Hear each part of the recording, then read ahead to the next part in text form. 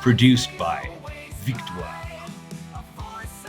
Victoire gives a special thanks to the EWF, Empire Wrestling Federation, and Mr. Jesse Hernandez, as well as SoCal Wrestling TV. Find the app on Roku. Hello, everybody, and welcome back to Power and Glory. You want to discover the power of truth in professional wrestling? Then you are visiting the right gentleman. Ladies and gentlemen, I am one of your co-stars, the Master Amir, along with my co-stars. First, WCW WWF Superstar. Ladies and gentlemen, this is Mr. Paul Roma. Everybody, hello. Great to be here. I'm glad you're here. And our other co-star, ladies and gentlemen, he is former WWE superstar himself. He's also a master cheesecake maker, ladies and gentlemen. And he is also our legal eagle. This is Mario Mancini. That's it. That's all we're going to get again, Paul. That's all we're going to get. That's it. He saves the best for the show. Good point. But at least, you think he'd come on, say hello to all the people. They came on to see him. Yeah. I don't know why he's like that. I don't know. It's kind of like he's a star now. He is a star. That attitude. Yeah. And he's. What are you eating there, Mario? Anyway, aside from that, let's take our attention off of Mario for a second. Paul, what do we need the viewers to do? Well, it's really, really easy. You could close your eyes and do this.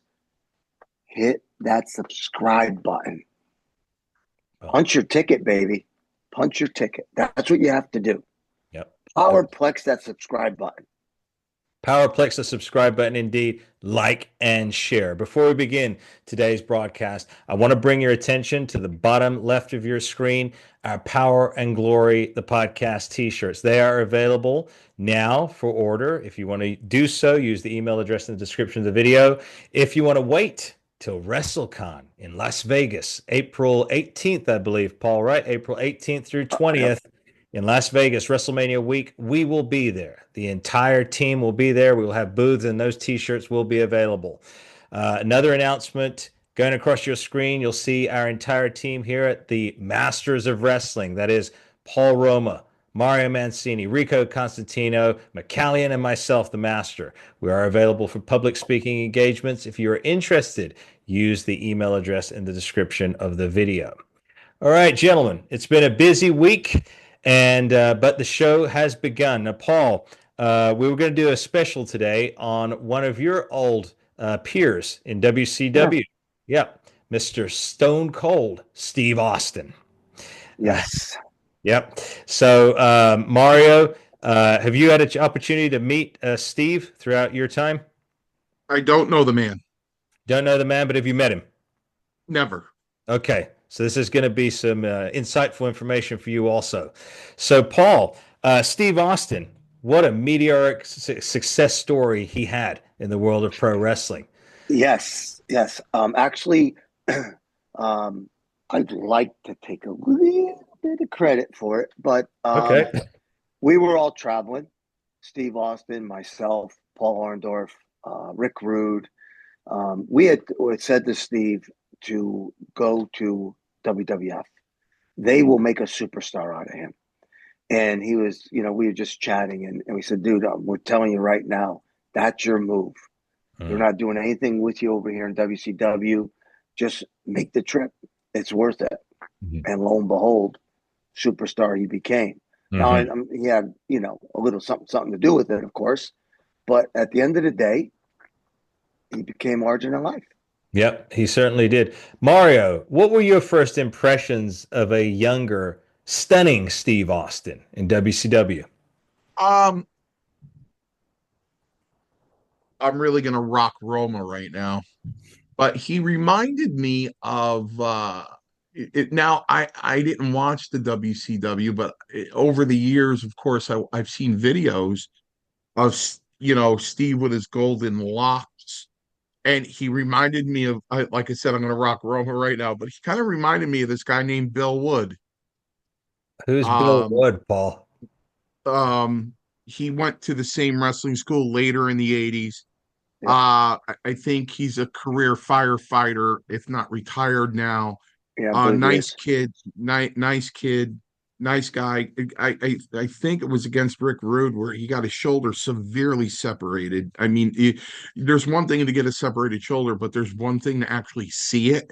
That's Mm, how bad it was. And gosh. I remember Gino Carabello and myself in the emergency room with him in the hospital. I forgot what town it was in, but he reminded me of a young of Bill Wood. But the thing about it is I watched in preparation to this show.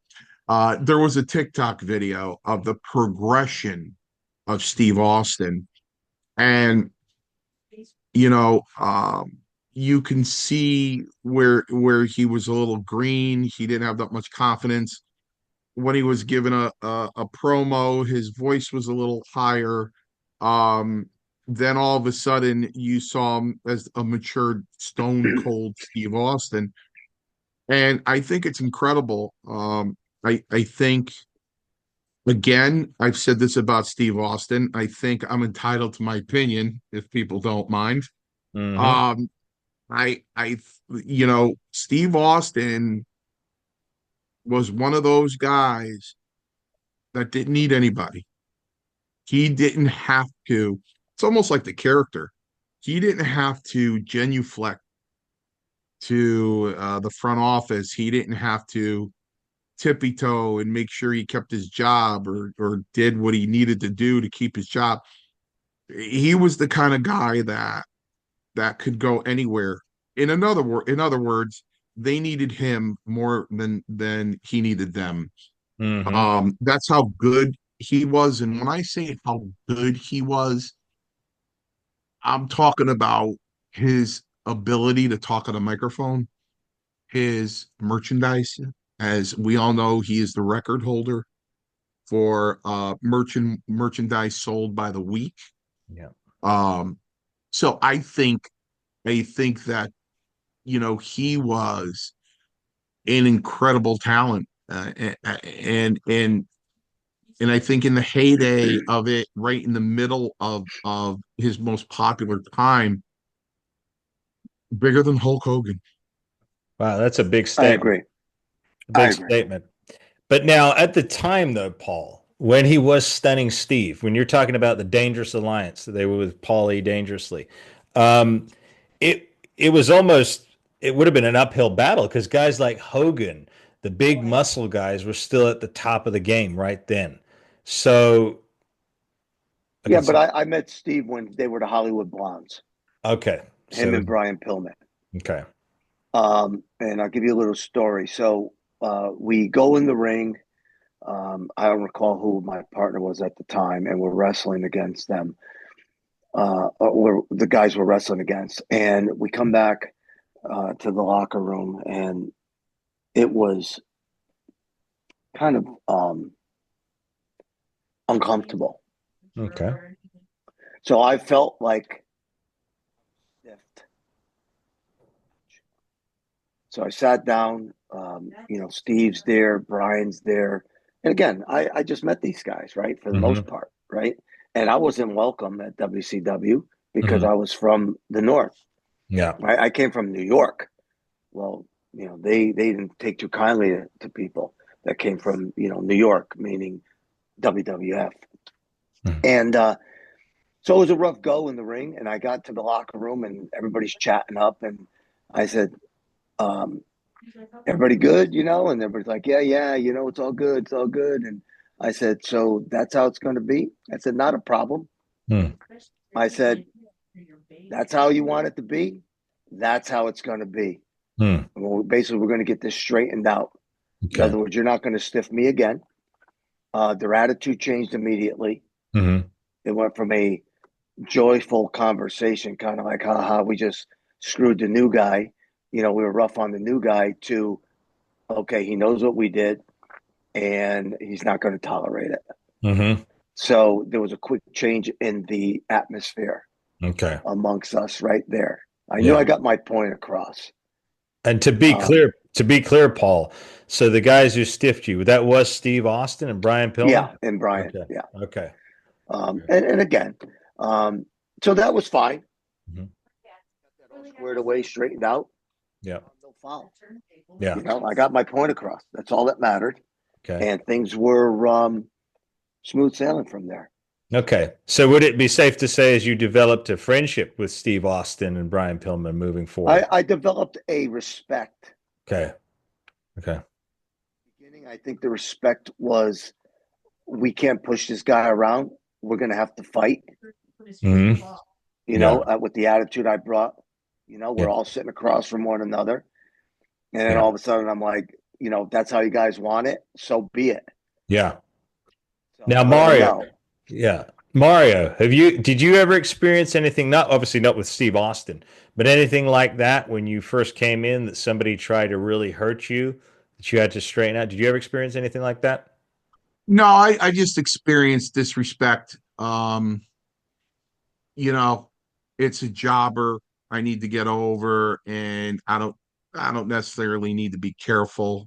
Hmm.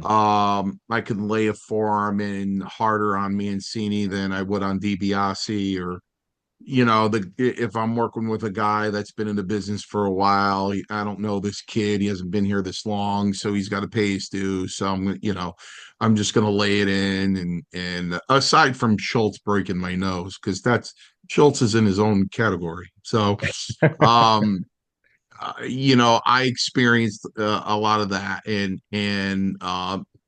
getting chopped so much in a battle royal. This is pre-Roma days that my chest opened up and I started bleeding. Hmm. Um, and you know what? I definitely had a different approach than Roma, Yeah. because Roma, maybe with the exception of Haku, maybe Roma probably could have kicked the hell out of anybody in that dressing room. So I don't know I about cl- that, but I couldn't. I couldn't. So I Yeah. took another approach. Amir, Yeah. I took the insane approach What's that? while I was bleeding down my chest, a big smile going, I can't wait to work with you again. Wow. Thank you. Thank you. I can't wait to work with you again. Thank you. And they go, this kid's nuts. At the same time, letting them know that I know what you did, but you know what? I don't care. Yeah. I don't care what you did. I could care less. You know what I mean? It's just like the time in the Hartford Civic Center in the bathroom, and when I asked David Sammartino if he could teach me how to throw his forearm Hmm. because I liked the way it looked, and he said sure, and I leaned over and I stuck my head out for him to show me the forearm, and he cleaned my clock Hmm. hard, and I Yeah. didn't sell it. I didn't sell it. I Yeah. stood back up straight and I looked at him and I said, "Not bad." He Hmm. goes, "Yeah, that's the way you do it." I said, "Yeah, good, great." Hmm. And he walked out, and I opened up a stall, and I sat down and I went, Yeah. "Holy jeez, yeah." Yeah. Say, yeah, but that's how it was back then, right? Yeah. Yeah. Well, listen, you're looking at guy. Listen. You're in the dressing room, Amir. Imagine an 18-year-old Mario Mancini, Hmm. and you're looking at King Kong Mosca, Hmm. and you're looking at Stan Hansen, Oh yeah. and you're looking at Blackjack Mulligan. Tough guys. You're looking at guys that were in the business before you were on this earth. Yeah. You know what I mean? So, it's like Tony Altomar used to tell me and used to warn us about being green in the first couple of years in wrestling. And he would compare it to the 50s and 60s, where guys in our position of not having too much experience, they would just sit home every night and rub their ears with books and rub their ears with books. Because if you walked into the dressing room with fresh ears, guys knew you were green. But if Hmm. you walked in with cauliflower ears, you would fool them to think that you were a veteran coming from another territory. Wow. The lengths they would So go. you're right. So if you had cauliflowered ears, then you had a little bit of respect. Mhm. So yeah, I went through a lot of that. That's why I did a TikTok live one time and somebody asked me about Adrian Adonis and I went off and I got suspended for 2 weeks. But Adrian Adonis was not my favorite guy. And you're entitled Adrian, to your opinion, Mario. yeah, Yeah. Adrian, I go in and do a job for Adrian Adonis and he just beat the hell out of me. And Hmm. you know what? Barely thanked me after. Not cool. Barely. Not cool, man. I'd go up to him in the dressing room and go to shake his hand after a match. He goes, yeah, hey, yeah, Yeah, total yeah. Well, disrespect. yeah, and I understand. Listen, once again, when I was 13, 14 years old, I was watching Adrian Adonis, you know what I mean, work in the ring with his black hair and his leather jacket and his sunglasses. And, he wasn't adorable Adrian Adonis then. He was just Adrian Adonis and he was going head to head with Bob Backlund and everything. I get it. Hmm. I get it. You know what I mean? It's just like Greg Valentine when he gave his Hall of Fame speech at the New England Pro Wrestling Hall of Fame. He goes, I've been doing this since 1970. I have never done anything else in my life but be a pro wrestler. Yeah. And in 1970, I was 4 years old. Yeah, it's amazing. Like you said, some of the guys that come before you. But now we're going back with you, Paul. You would have you're about the same age as Steve, right? Maybe give or take a few years. There's a little difference between the two of you, right? I don't know. I don't know what his age is, to be honest with you. He's Yeah. told me, I forgot. I Yeah. must have quite a few years on him, I believe. So you were, I think actually, as I was saying that, I think I recall, I think Steve is about 59 now, 58, 59. So there is a little bit of an age difference between the two of you. And arguably at the time, you had made it. You'd already been there in WWF and you'd been doing it a lot Right. longer than Steve. So, I mean, I would Right. have thought that there would have been respect shown to you, but, I mean, obviously not in Well, the, they're testing the new guy, right? What can we get yeah, away with? I get it. yeah. He's 60 on the nose. Oh, Is 60? he? Okay. All right. So I I got love 5 it. years on him. Yeah. Um, Now, fast forward. So, time goes by. Now I'm there for a little bit. We go on the road and we go out to eat. Hmm. And I've told this story. We go out to eat and I order steak. That's my go-to, right? We're in a good restaurant. That's my go-to. And everybody orders their stuff. And being from an Italian family, um, it's always we always offer our food Hmm. for the most part. Hey, somebody wants some of this. You know what I mean? Yeah, That's yeah. just how it was amongst your family. So I'm sitting across from Steve, and Pillman's there, and I think Orndorff's there, and whatever. There's like six of us. So I said, "Hey," I said, all our food came. I go, "You want some of this?" To Steve, and Steve Mhm. looks at me and he goes, "If I wanted it, I'd just take it." Wow. And I Steve sat loves this back. story. Austin loves this story. Yeah. So I sat back and I went, "What? I got to fight this dude. He just disrespected me. Yeah. I offered him my food. He told me he's going to take it if he wanted it. We got to go outside. Yeah. I don't want to fight him, Right. but he disrespected me. We got to fight." Yeah. And as I mean, all joking aside, as I'm ready to say, like, "Listen, let's go." You know what I mean? You and me Mhm. right now, let's go. Yeah. You don't talk like that. He starts laughing, and the whole table starts laughing. And now I realize this is the joke. It's a running joke, you know? Yeah. So when we go out again,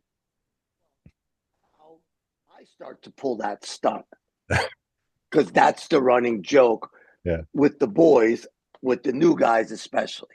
Yeah. Yeah. So yeah, man, that was, man. I Yeah. was like, I got to fight this guy. I don't want to fight this guy. I got to fight this guy. Yeah. Yeah. He disrespected me. Yeah. I offered him my food, and that's how he responds. Man, Yeah. now I got to throw with this guy. Yeah. It's interesting you say that because he's got this sense of humor, which was never really clearly shown when he started playing the Stone Cold role. I mean, he's very different. So you're Oh saying no. in personal life he's a cut up, he's a ham? Oh, listen. He's a gem of a guy. Okay. He really is a gem of a guy. Okay. When you peel the onion, right? Yeah. Just peel that layer back. Yeah. Um, he really is. Yeah. Uh, we be playing cards, and you just if you're not used to him, you don't know how to take anything that he says. Yeah. So when he starts talking and throwing stuff at you, you just take it in. Yeah. You don't take anything to heart. Just wait long enough, and maybe he'll start laughing because it Yeah. was a joke that. But that was him. That's Did, exactly who he was. Let me tell you something. I am. There's not a lot of people I could say this about. I'm glad that he was successful hmm hmm because to me, he's a great guy. Yeah. He sounds like he was very determined. Did he get a lot of heat back in those days from the office? Did they try and hold him back? Not to my knowledge. I mean, Okay. WCW they didn't really know what they were doing. Right. Bischoff didn't know what he was doing. Yeah. He could put the blame on everybody he wants, but he ran the show. He hmm didn't know what he was doing. Yeah. The Hollywood Blondes, they came out, they're filming, and okay, it wasn't bad, hmm but at the end of the day, they didn't put any value on them. No, they They didn't didn't. put any effort into them. Yeah. You could see it. Like Yeah. I said, when I was a horseman and they were going to split us up, what did they do? They flipped us in one night. Yeah. That was a poor move. That was a poor move. That makes sense. You have to build it. You Yeah. have to show what's going on. Little animosity with each other. Backstage, maybe they're not getting along. They're having a little spat or whatever. Kind of like a marriage, right? Yeah. Yeah. You don't just walk in one day and go, "Hey, honey, I'm divorcing you." What? I thought things were great. Right. Yeah. Yeah. Deterioration. They never did that. Yeah. That's not good because Hollywood Blondes, again, speaking from a spectator point of view, Hollywood Blondes was great. I remember that back. I mean, had they taken that gimmick to WWE at that time, that would have worked big time because they were the on the cusp. They were the new guys. They were hip. They were pushing that reality envelope, but they still had the character thing driving for them. Mario, I'm going to kick it down to you. Did you have an occasion to watch any of the Hollywood Blonde tapes, Steve Austin and Brian Pillman? No, this is how bad I was, Amir. Like, I remember 20 years ago, I went to a wrestling show. I was asked to go, and it's a true story. So I went into the ring to cut a promo on something, and every time I stopped talking, the entire place went, "What?" And I would talk, and the whole place in unison, a few hundred people, "What?" And I put the microphone down and I looked at the ring announcer and I go, "Why are they doing this to me? This is very annoying." Yeah, I said that to the ring. I said, "This is very annoying. I can't get to cut this thing without them shutting up, and I'm not a heel." yeah, I actually said that yeah, real quick to him. I go, "This is very annoying." yeah. I didn't know what they were doing. And then I happened to come across wrestling on TV, and Steve Austin was cutting a promo. And then he's cutting a promo, and they're going, "What?" And I went, "Oh, that's what they were doing." Yeah, So that's how much wrestling I watched or I was aware of. yeah. Um, I just remember in the late 80s going back to the wrestling school. I was all excited. And I said, I got a new finish. I don't think a lot of people can do this. Mhm. And one of the kids were there. And he goes, "What is it?" I said, "It's a leg drop from the top rope." Gosh, Mario, that was a recipe And for disaster. they said, "That's I go, a leg drop from the top rope." Yeah, And they said, "Like, Brian Pillman does that." And I'm mhm. like, "Somebody already does that?" Yeah, They're like, "Yeah, somebody already does that." I'm like, "Oh man, I can't," you know what I mean? yeah, But yeah, I mean, that was one of my favorite things to do is drop that leg. I love doing it. But, it always works out, Amir. If you have a big rear end, it doesn't hurt that bad. You know what I mean? Well, I was going to say, but it doesn't hurt right away. But remember, every time you're hitting your ass on that mat, it's going right up your spine. So that's Well, why. yeah, So, yeah. I mean, yeah, I guess I do have a herniated disc in my lower back, but yeah. I just want to say, not to go off the subject, that I forgot today, and I'm very upset that I did forget that I went into Dollar General. Uh-huh.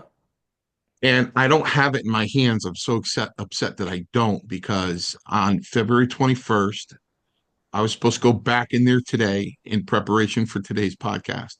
Okay. February 21st, 2025, I have defeated Paul Roma You have defeated Paul Roma on what? after 40 years. They better hit After that subscribe button 40 right now if they want to hear this. Yeah. after 40 years. I was at the register on Tuesday night, and I should have grabbed it then. I said, I'll be back. Yeah. I forgot. Hmm. They make a Snickers this big and that thin, and it's only got 7 grams of sugar in it, and Wow. it's 120.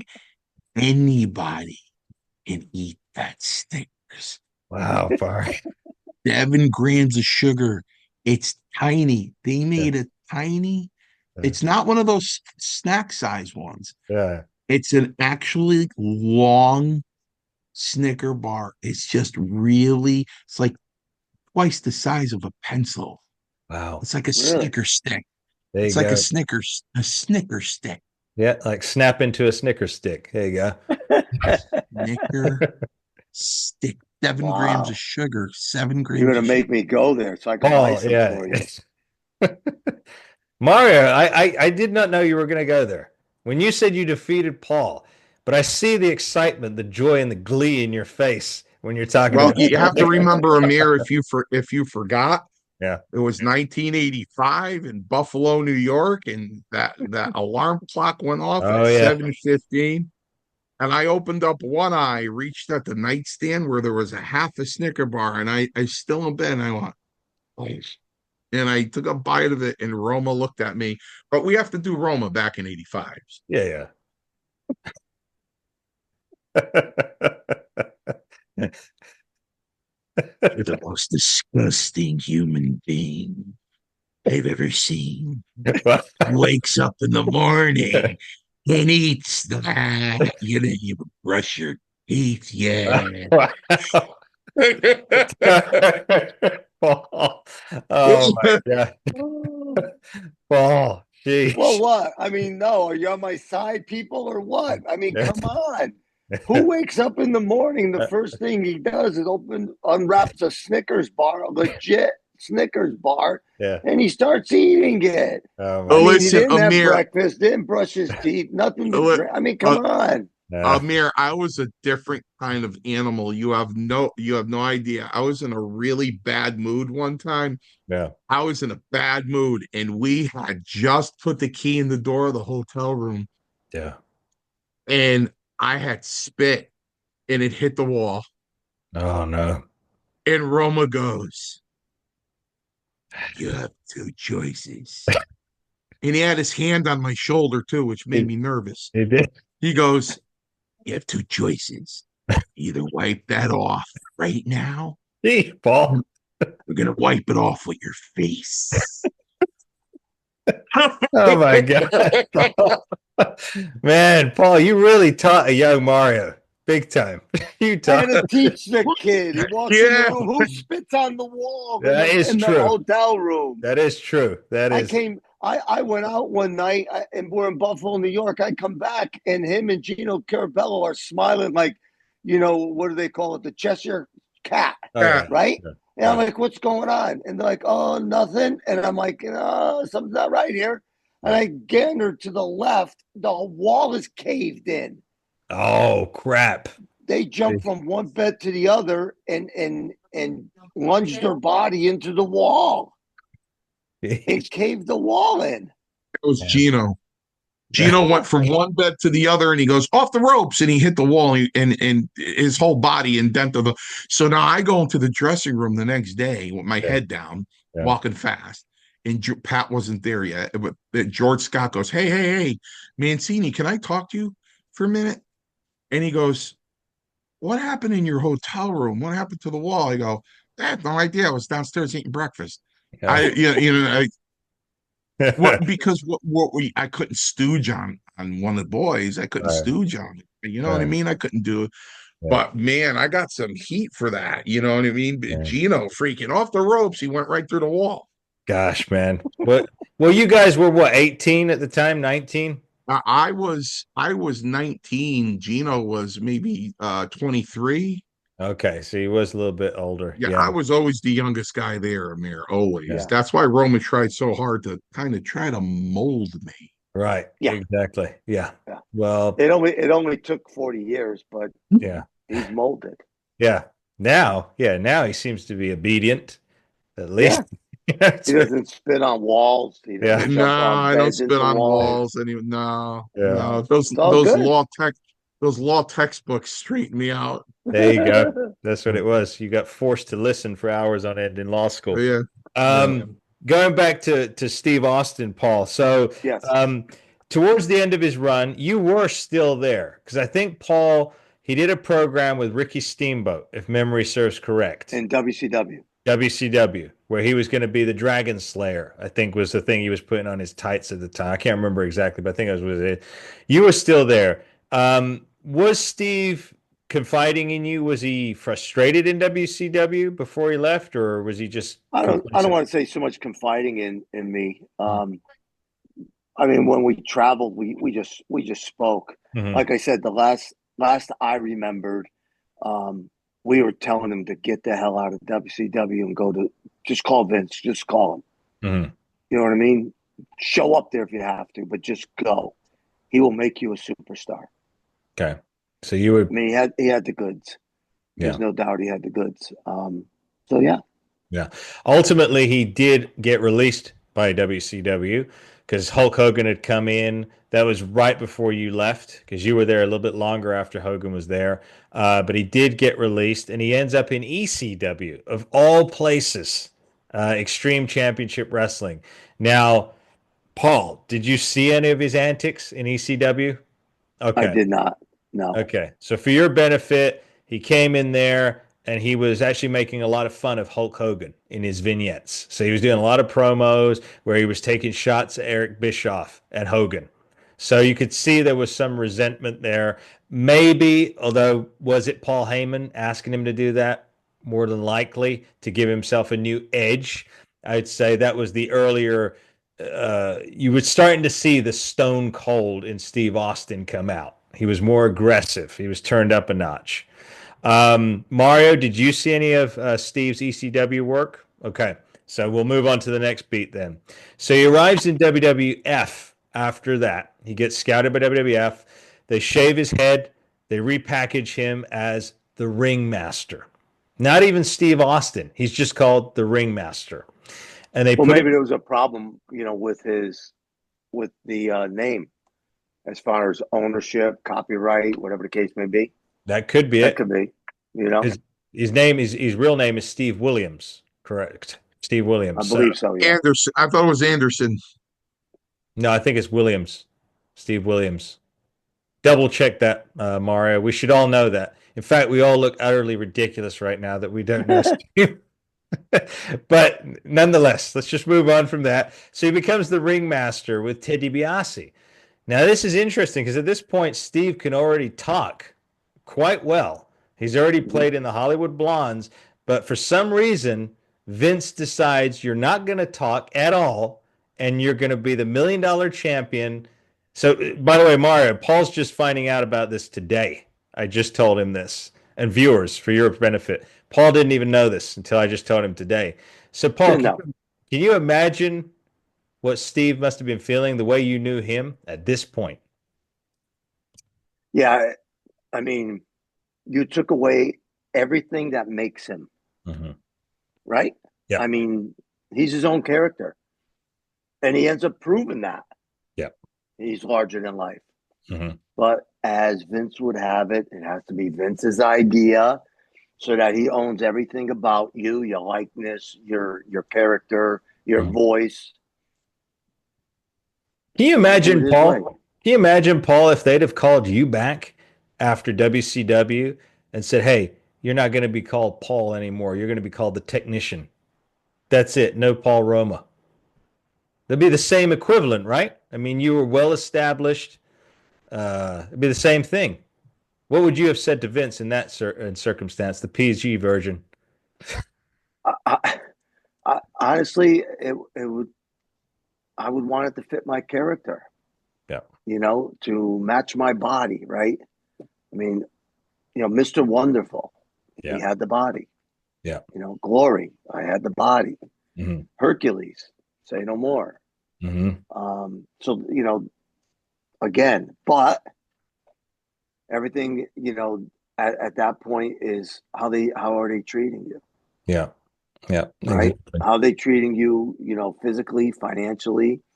Are they pressuring you Hmm. to do not nice things, Hmm. Yeah, right? it all adds up.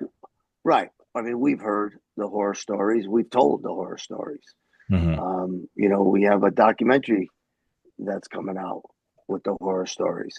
Hmm. So, people are going to get a real good dose. And listen, there's going to be a lot of people that are going to push back. Hmm. And that's all well and good. You could push back. But just remember one thing. It happened in gymnastics. It took a long time for these people to come forward. They finally did a collective group. So they came in numbers. They felt powerful and compelled at that point, and they did. Hmm. And they took care of this issue, so Hmm. to speak. Yeah. Um, we took care of this, so we think we at least brought these issues to the forefront. We're going to open up a lot of eyes. We're going to make a lot of people mad. We're going to make a lot of people uncomfortable. We're going to make a lot of families mad and uncomfortable. Hmm. But at the end of the day, we spoke the truth, Hmm. and people are going to get a good dose of the truth, whether they want to hear it about their favorite sport, entertainment, or they don't. Yeah, and this is the documentary that both the two of you did appear in. Both Paul and Mario did appear in that documentary. It will be coming out soon, I believe, and it will be aired on what channel again? What network? HBO? HBO Max. HBO Max. So it is a legitimate documentary. So it will be out. I, for one, am very curious to watch that documentary. I'm sure all you viewers are also. So we'll be keeping you up to date when we get closer to a release date on that. Right. But yeah, coming back to Steve again, our subject matter for today. Before we move on to the Stone Cold era, when he really shot to fame here, I forgot to ask. Now, you did work with Steve that first time. Did you work with him on multiple occasions in WCW in the ring? And if so, how was it? How was he A working? couple of times. I know we had beat Steve. Uh, I think Pillman was hurt that day. It may have been Mankind may have replaced Pillman, Yeah. and they had dropped the belts to us. Okay. And what was it Uh, like working with Steve on that occasion you did? And also Pillman, because we're going to be doing a special on Pillman coming up soon. they're yeah. Uh, I mean, they're just great. Yeah. They're just great. They're talented guys. Yeah, they're talented. They're very professional, but at the same time, you have a really good time in the ring with these guys. Yeah. They're Yeah. just they're just good guys. Yeah. What was You always know, what was remarkable to me, Paul and Mario, was at that time, Pillman and Steve were like 29 and 30 or 31. They were so were they young. that old? Yeah, they were 29. I I think thought they were. No, they couldn't have been. yeah, they were. Mario, look it up. Look up how old no, hold on. So Brian Pillman passed in 1997. He was 35. So if you take off 592, he would have been 30. He was 31 when you saw him in WCW in 93. Okay, He was okay. 31. But why I say that, gentlemen, is because if you were to compare them with a 29 and 31-year-old today in pro wrestling, not the same at all. These No. guys look like seasoned veterans already. I mean, I know not to you, Paul. I mean, back then it was like they look normal to you, but if you were to compare them to someone their age today, totally different. Well, there's a chosen few today Hmm. that are seasoned vets Yeah. in professional wrestling. Hmm. I don't want anybody to get confused that we're talking about our war hero vets. Hmm. Back in our day when Mario and I were coming up through the ranks, the talent was just immense. Yeah. You had so many superstars. Yeah. Every guy can go. Hmm. You know, I'm sure Mario appreciated it more than I did. It took me a while to truly understand how good these guys really were, how knowledgeable they were. Um, traveling with them, listening to them talking psychology, and you're grasping all this, wealth for the Hmm. most part. Um, yeah, it's just, and they didn't get too granular, Hmm. Yeah. which, Mario and I get granular now at our wrestling school when we're training these guys Mhm. and girls. We get granular because we don't want them to go through what we went through. Right.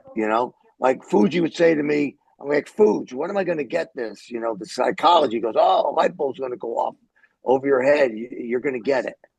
So then I come out of a match and I'd say, yeah, nothing, Fuji. Where's this light bulb? And Hmm. I'm in the ring, and I'm wrestling. I'm like, yeah, there's no light bulb. I'm looking for a light bulb. Honest to God. Yeah. But he was absolutely correct. Had he explained it to me and broke it down to me, I would have gotten it a lot sooner. Yeah. So the day that I walk, that I'm in the ring and it comes to me, and when he tells you it's going to come to you, you're going to get it.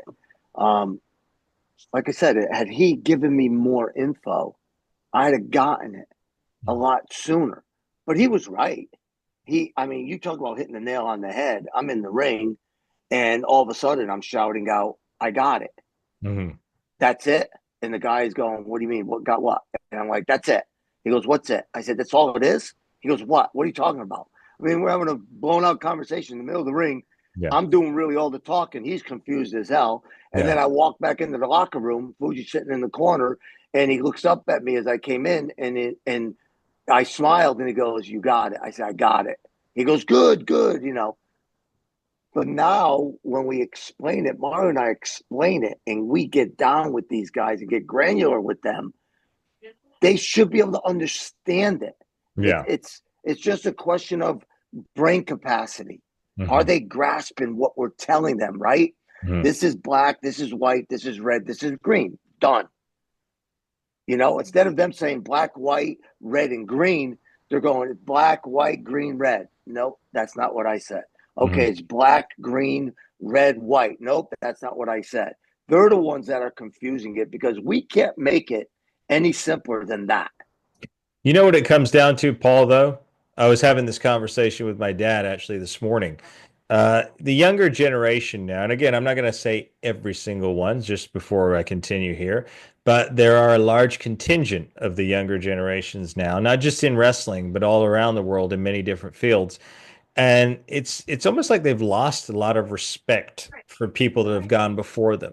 I mean, I was raised to respect my elders. The Bible teaches us that too. All right. So you listen and you learn. It's like you said, if you say, "Hey, Amir, the lights are green, amber, and red at a traffic light." But I say to you, "Yeah, but Paul, I'm younger than you and I think I know better. They're actually green, orange, and that's not actually really red. It's more wine. I'm going to say it's wine." I'm an idiot. Why am I trying to change it? Because it's an ego issue, perhaps? I don't know, but like Mario and I, when we're watching our matches, Hmm. and these guys are still learning, we'll look at each other and we have the same thought. Hmm. Well, they messed that up. Like, what are they doing? Yeah. Right? Because Yeah. we're not understanding what it is they're doing. Hmm. Well, how is it that we're like looking at each other at the same time? It's kind of like somebody slips and falls, and you look at one another because you both saw the guy slip and fall, Yeah, yeah, right? yeah. So how can that be? The guy's not slipping and falling, but he's not doing what he really should be doing, and that generates Mario and I to look at one another and go, "What was that all about?" Frustration and a half. Mario, I want to bring you back in here because now Steve Austin takes off in 1996. The Stone Cold gimmick is born. It was at the King of the Ring against Jake the Snake. He comes back and he cuts that promo. Austin 316 says, "I just whipped your ass." And that's it. It kicks off. Now, please tell me, Mario, please tell me that you've watched this, that you've seen that. I have several times. All Um, right. and I've actually studied it. The thing that makes me that I don't like about it is um it could have been somebody else. I mean, I wish it was somebody else. Hmm. I mean, Jake comes from a wrestling family. Uh, he was huge back in the 80s. He was that that he was that heel that instead of hating him, I mean, he was a heel, but fans would go, he's like really cool. You know what I mean? Um, his promos were really good. Oh yeah. Um, you know, I just think I just wish it was somebody else because whether it's Jake or anybody else, it's like this, Amir. Hey Mario, if they told you to go to Raw and they had a spot for you, would you go? I went, no, Mhm. no, I wouldn't go. The answer is no, no thanks. Mhm. Well, are we all dumb here? Let's think of what's going to happen. I'm Mario Mancini. I'm Mario Mancini. So they're probably going to call me the day before or the day of and say, hey, listen, if you got some really old clothes you don't care about, can you wear those? Mhm. Oh, sure. Because there's only one thing to do it to Mario Mancini character is beat the living snot out of him. So it would be a spot where they'd go, oh, one of our carpenters or star builders, one of the enhancement talents from the 80s, Mario Mancini. I'd go in the ring. Mhm. And then they'd start tearing my clothes, attack me, and beat the living hell out of me and say, oh, the stretcher's going to come out and get you. Same old song and dance. Mhm. I don't want to do that. Mhm. But when they bring these stars back from the 80s for these legend matches, basically they're turning them into Mario Mancini. I can You see know what what I you're mean? saying. Yeah. Yeah. Yeah. But what after I got done with that, I studied Steve Austin, and I watched it several times, and I go, wow, you really see the birth of something really huge there, man. And the thing that puzzles me about it is I want to know where he got that from, Mhm. or was it was it a situation where it was his wife putting the tea in front of him, going, "Drink it before it becomes stone cold." Mhm. Was it that kind of a fluke when he Mhm. says, "You come out here thumping your Bible and blah blah blah"? Well, you're John 3:16. Well, Austin 3:16 says, and then That was it. boom, Yeah. that was it. That was it. Um, you know what I enjoy about Steve Austin, and same thing about The Rock. Um, to see it unfold, like it never happened to me. Mhm. Like like I was walking back to the ring, and as I got out of the ring, because Monsoon had no patience, as I was coming out of the ring, the jobber was going in the ring. Mhm. Um, and he was already in the ring, and I was walking back, and Morocco was coming out. So I'm actually going to walk past Morocco to go back to the dressing room, go to the door, and he pushes me. Hmm. He goes, push me back. I pushed him back. He pushed me harder. He goes, push me back. He pushed me even harder. He was pushing me back. And Monsoon opened up that big steel door in Poughkeepsie and went, hey, Sini, get your ass in here. And I ran to the dressing room. And then Morocco was done with his match. And he comes downstairs. And I go, what was that? He goes, hey, Hmm. kid, you never know. Right place, right time. You just never know. Hmm. Hmm. And he was just trying to help me. Yeah. Nothing came of it. But then again, there's split seconds in wrestling. Hmm. Ultimate Warrior. I am the Dingo Warrior. I Yeah. am the Ultimate Warrior. To change there's seconds that change the whole scope of your career. Yeah. Oh, You yeah. know, and it was fun to see that with Stone Cold. It's fun to see that with The Rock. I Hmm. mean, to see him come out as, I don't know, Rocky Maivia, and he's got he's coming out like his grandfather, basically. Hmm. And to see him evolve, grabbing a microphone, sniffing the eyebrow, the whole thing, um, these are little things that caught on that revolutionized the wrestling business. It was incredible. Yeah, it was absolutely incredible. I remember that night. I must admit, as a spectator, it took me a little bit to get used to that. And I'll tell you why. We'd been so used to guys like Hulk Hogan and the Ultimate Warrior, who was on that card that night. We'd been so used to that colorful, flamboyant cartoon character that Steve Austin wasn't that. He was in black trunks, black boots, shaved head, didn't even have the long hair. Um, I'd say on a like as a spectator, I'd say it was good that it shifted like that because then it probably opened up the door for a lot of other guys, not Goldberg, but a lot of other guys that could have, that had that talent like Steve, but maybe didn't have the long hair like the Warrior and and the big because Steve wasn't a body guy. I mean, he's got a body. I mean, I'm sure Paul, you would say he's okay. I know to you he's just probably subpar, but Well, he's like Bret Hart. yeah. And we know what you think about Bret Hart's physique, Well, but listen, yeah, he nonetheless, looked No, like he looked I no, like he looked I like a like wrestler. Bret, but He yeah, looked like a wrestler. Steve definitely looked like a wrestler, and yeah, he had that southern, that accent, that tough guy. Listen, I thought it was great. yeah. No, it was I great. thought it was great.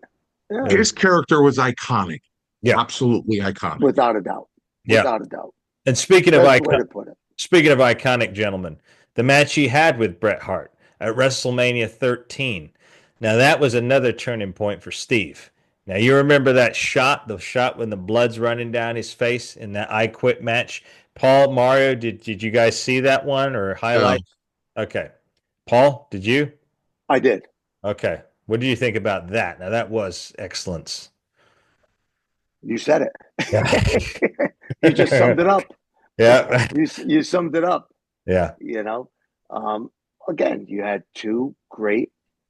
Um, again, it's hard for me to separate the wrestler from the real person. Mhm.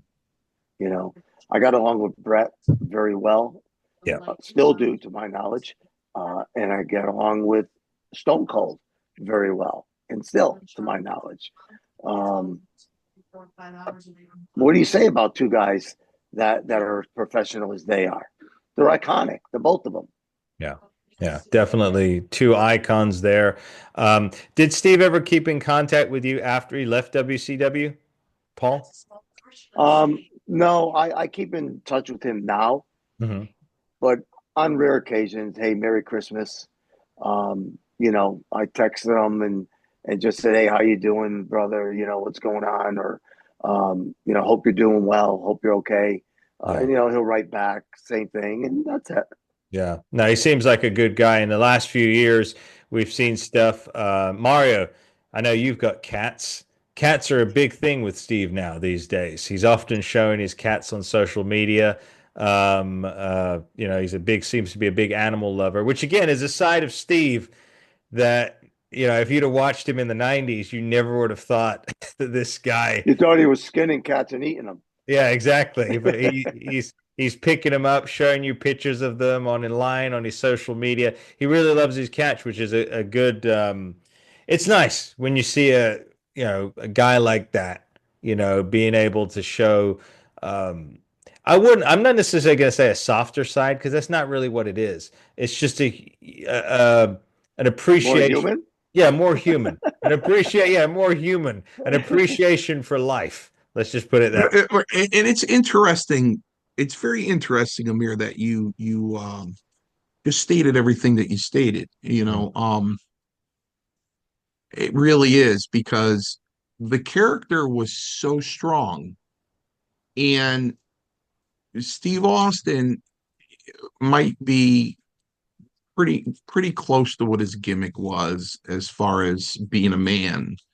But instead of cats, they expect to do a special on the day in the life of Stone Cold Steve Austin, and he goes into a tank and goes, "Hey man, this is my rattlesnake. Look, Right. here." You know what I mean? You don't expect a kitty cat, right? Well, No. guys aren't like that. It's like George, right? It's like George.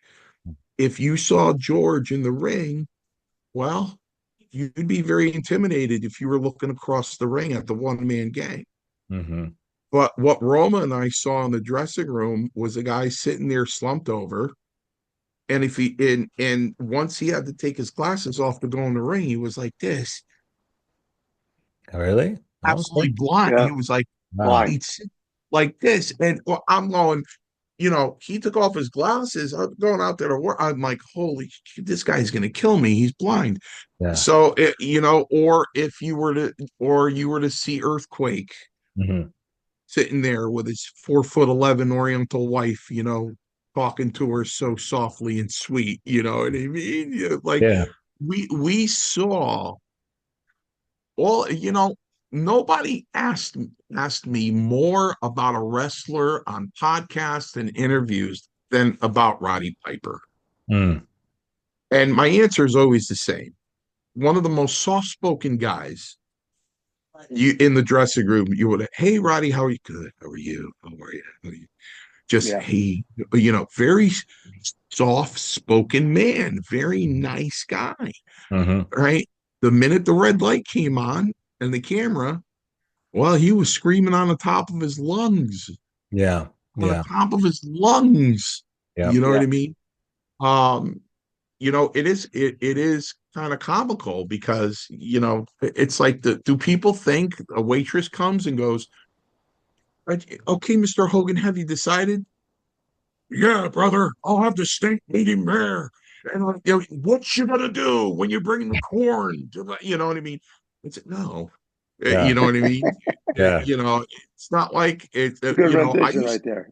Yeah, I used to piss Terry off a lot. Yeah. It's so Well, walk up to him and go, "Hey man, Schultz is talking stuff about you. What's he saying about me, Eminem? What's he saying about me?" Well, he said you were afraid to get off the plane in the desert in Arizona. yeah. That's a lie. Yeah. That's a lie. Get all tanked up, man. You Yeah. tell him you're gonna see him. You tell him that's a lie. And then I go into the gym and see Schultz and go, "Yeah, Hogan said you're lying, man. You tell that big goof. This is what I." And I go back to TV and Yeah. I say, "You go, did you talk to Schultz?" Yeah, I talked. What did he say? Yeah. Yeah. Paul, did you know this was going on? Did you know Mario was doing this? um, Not that I recall, Yeah. but Yeah. Yeah. he So has a lot so of surprises in that bag of his. so it went on for quite some time. I was the go between between him and Schultz. Yeah. Um, but these guys, they were bickering like two neighbors. You just see a lot of you saw just regular human beings Mhm. in the dressing room, and like Roma, and I always say there was a big diversity because you had a lot of guys in there in great shape that were entertainers. Mm-hmm. They were strictly entertainers, and they were good in the ring. They were great, and they knew their art, and they were entertainers. Then you had legit, athletic, tough guys, Mm-hmm. legit, Yeah. Right. legitimate. You Yeah. know, You, so you know you what had a you separated had a everything, mix. Mario, Yeah, about the tough guys is when they came up and did that boxing match yeah. with all the different wrestlers. Oh You yeah. really saw who couldn't fight their way out of a paper bag. It was, I sat back and I watched in basically horror Mm-hmm. because, some of these guys, the way they carried themselves, you'd say, oh, that guy could probably throw down. No, Mm-hmm. that guy could probably take a punch. No, can't do it. Mm-hmm. I mean, I watched. Mm-hmm. I watched them get hit. I watched them throw punches. It was like this. You know what I Yeah. mean? Like they're clawing at somebody. It was it was sad. Yeah. It was actually sad that these grown men never learned to fight. I think I know what you're talking about. That was in the late '90s, right? When The Bart brawl Gunn, for all. the Brawl for All. That was it. Yeah. JBL was in it. Bart Gunn. Yeah. The only one that would have been a real fighter was Mark Mero, right? Because he was a boxer before. Well, I'm gonna just tell you this. I watched each and every one of them, Mm-hmm. and I said, I'm so glad I wasn't there Mm-hmm. because I enjoyed a lot of the camaraderie with the guys.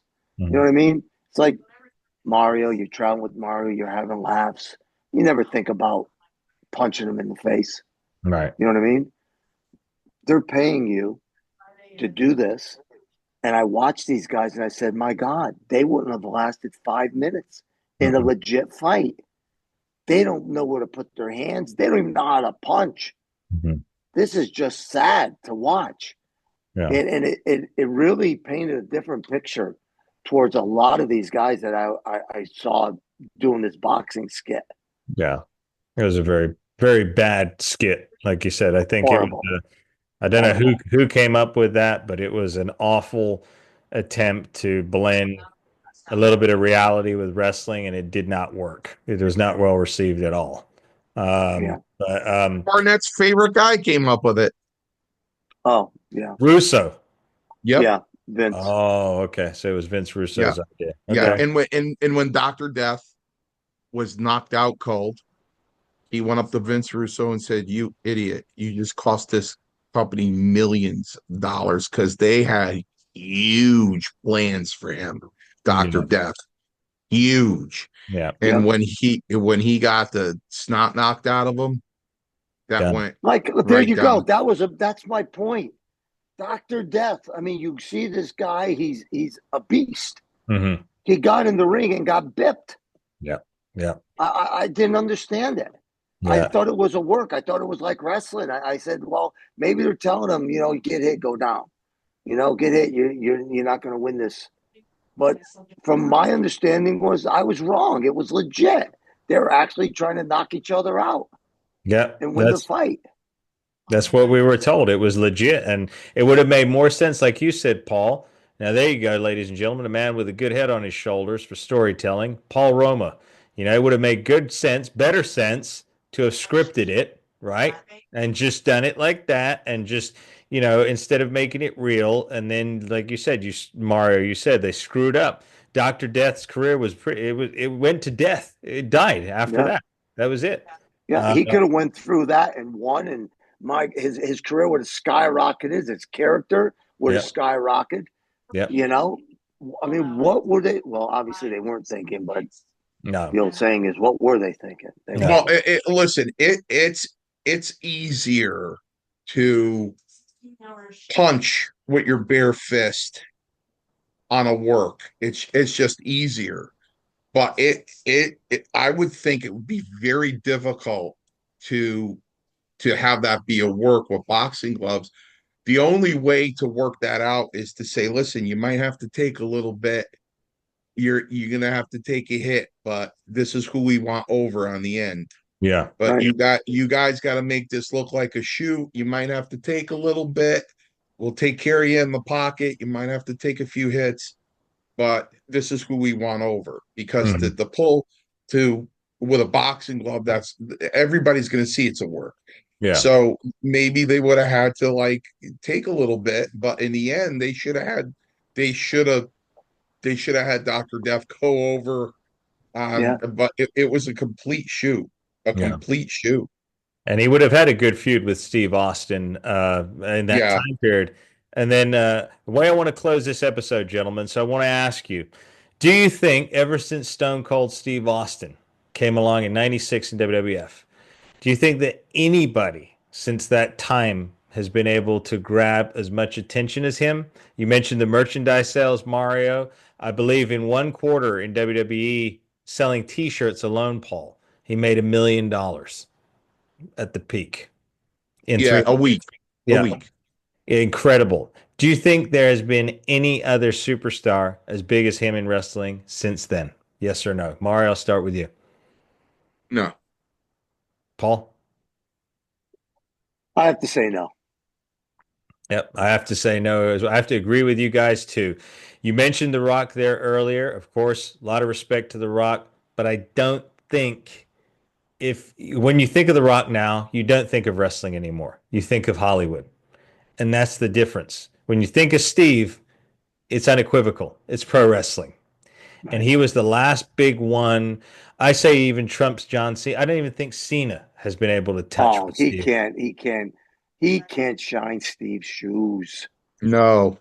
Can't Yeah. shine his shoes. Listen, they can push him all they want. He Yeah. cannot shine his shoes. No. No, No. I agree with you. So we would suggest then Hogan was the 80s, pretty much. Steve was the 90s. So there we go. There we go, wrestling fans. We've Yeah. yet to see somebody from the 2000s. Who can it be? Maybe you're watching right now. Maybe it's somebody in training. Ooh. Maybe it's Maybe we'll someone. bring him on the show. Yep. Maybe we'll bring that individual on the show. How about that? Do you think you're tough enough? Right. Write us. Write us. Come on the show. If you're a wrestler in training and you think you're going to be the next big thing, and I don't mean Brock Lesnar, because he, again, still didn't touch Steve Austin, write us. You'll come on the show. Paul and Mario, they'll grill you. I'll grill you.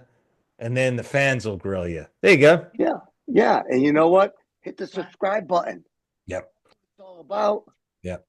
Hit it and follow us. Let's go. Yep, hit the subscribe button. We're glad for all the new subscribers, all the new viewers we have. We're ever growing. Thank you for that support. I'm going to let you all know that we've got some interesting shows coming up in the next few weeks. We've got our Madison Square Garden special coming up next week with our special guest, daughter of John Gotti, the mobster, Angel Gotti. She'll be joining us. She was at WrestleMania 10, Paul and Mario. So she's got some stories she'd like to share. She was a big fan of wrestling back in the 90s. So we're going to be talking some of your stories, Paul, from the mecca of pro wrestling, Madison Square Garden. Madison Square Garden. Madison Square Garden. We've also got Harry Smith, the son of the British Bulldog, Davy Boy Smith. He'll be joining us soon. We've got our tag team special, our tag team rumble, gentlemen, where we'll have the Warlord, we'll have Luke the Bushwhacker, potentially Ray Rougeau and Jacques Rougeau. It's going to be a melee here. We're going to be many of us on the screen, but it's going to be our tag. Oh, and also, lest I forget, Jim Powers. So he'll Yes. also be here. So it's going to be a big. So we got some big shows coming up for you in the next couple of weeks, but we need you to powerplex that subscribe button. We need you to like these videos, and we need you to share them with your friends and family. And there you go. Indeed. This is for you, Stone Cold, right here, right there, buddy. I'm with There you you. go. He's I'm with with you. you, Stone Cold. He's with you. Mario's a I'm with cat you. man. I'm a cat man. Deuce. Oh, that's Gentlemen, Lily. Oh, that was Lily? It looked That like was Lily. Deuce. gentlemen, any closing remarks? Paul? Just want to say thank you to everybody. Always happy to be here. Always happy to answer any questions that you may have. And again, always hit that subscribe button, and we love you for being here. Mario? Shane, man, I appreciate every viewer we have.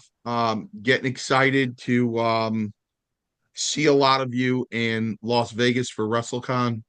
One of the rare occasions that you're going to see us together in person, other than in these squares on YouTube.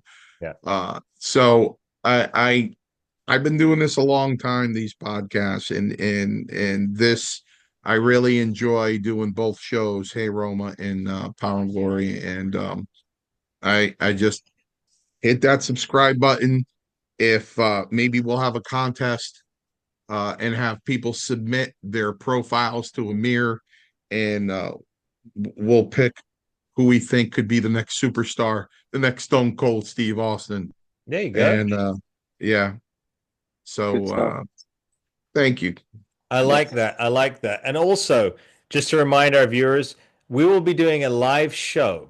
And I've spoken to one of our correspondents. He said Saturday morning. So, Saturday morning at the convention, a slower time because WrestleMania is going to be coming up that afternoon. We will do a live show, a 1 hour live shoot of the podcast right there at the convention. So, I think on that note, gentlemen, maybe if you write us in, if you're going to be at WrestleCon 2025, write us in and write us a reason why you think you should be featured on the podcast with us live in Las Vegas. And one more thing, Paul, because we're gonna remind our viewers as well in a short in the next coming of weeks. In March, we're gonna start going live. And you know what that means, gentlemen. Oh, It's yeah. going to be wild. It's going to be unpredictable. People are going to be asking us questions. But Paul, Yes, sir. what do they need to do for us to answer their question live on the air?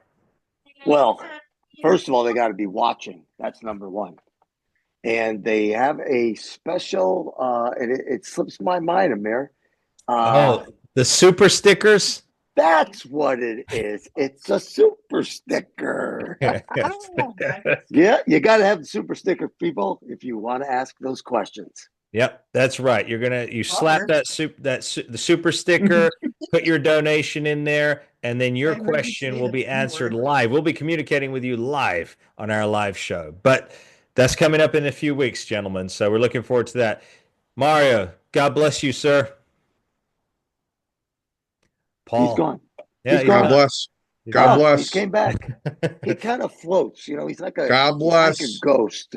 Yep. Paul, Yes. God bless you, brother. Thank you. You too. All right. And God bless each and every one of you. We'll see you next week for Power and Glory, the podcast. And for those of you who are interested in our non wrestling show, go over to Hey Roma, the talk show. That will also be back next week. Till then, everybody, take care.